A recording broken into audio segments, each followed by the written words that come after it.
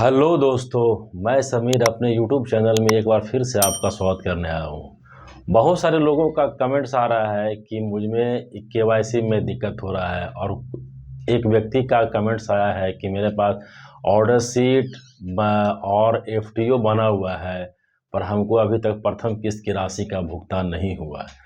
तो आप लोगों का कमेंट्स और शिकायत के आधार पर हम आपके लिए एक इन्फॉर्मेशन लेके आया हूँ। तो मैं बताना चाहता हूं दोस्तों कि ऑर्डर शीट और एफटीओ जो मामला है, जैसे ऑर्डर शीट आपका प्रखंड कार्यालय में जो माने बनता है ऑर्डर शीट, उसके आधार पर फिर एफटीओ माने एफटीओ हो गया फंड ट्रांसफर ऑर्डर।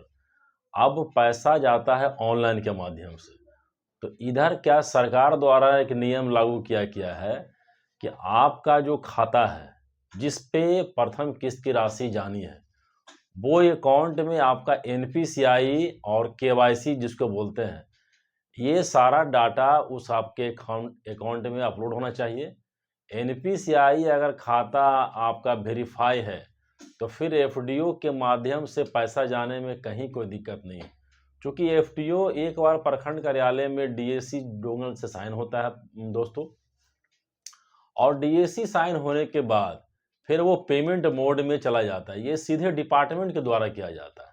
अब ये एफटीओ जो है, अगर आपका खाता एनपीसीआई नहीं है तो उसमें राशि आने में प्रॉब्लम हो सकती है।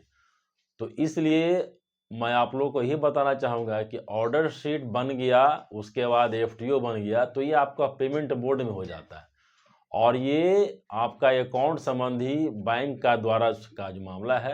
तो आप अपने खाता को बैंक में लेके जाइए और वहाँ पर एनपीसीआई करवा लीजिए। और जिस खाता में आपको आने वाला, चूँकि देखिए अब आपको पिछली वीडियो में बताए थे कि प्रधानमंत्री आवास योजना पूरी तरह से आधार बेस्ड हो गया है। आधार बेस्ड माने अगर आपका एक अकाउंट खुलवाए हुए हैं और उसके माध्यम से कोई और अकाउंट भी है, तो किसी भी अकाउंट में पैसा आपका जा सकता है। तो इसलिए अपने खाते को एनपीसीआई अपडेट रखें, आप संबंधित बैंक जाएं, वहाँ पे एनपीसीआई करवा लें, ताकि आपको पैसा मिलने में कोई परेशानी नहीं हो। और दूसरा है कि आपका सेल्फ सर्वे में प्रॉब्लम हो रहा है। तो सेल्फ सर्वे में दोस्तों मैं बताना चाहूँगा आपको कि आधार नंबर आप सही डालें, और आधार नंबर आप सही डालिएगा, लेकिन आपका आधार नंबर में मोबाइल नंबर लिंक होना चाहिए, क्योंकि वो ओटीपी आता है और वेरीफाई होगा। क्योंकि अब आधार वेरिफिकेशन होना मस्ट है, क्योंकि पेमेंट भी सरकार अब अकाउंट वेरिफिकेशन के माध्यम से नहीं, बल्कि वो अब आधार बेस्ड पेमेंट होता है। पहले होता था जब वित्तीय वर्ष 15-16 में या उससे पहले की अगर आवास योजना को देखिएगा, तो पहले खाता बेस्ड था।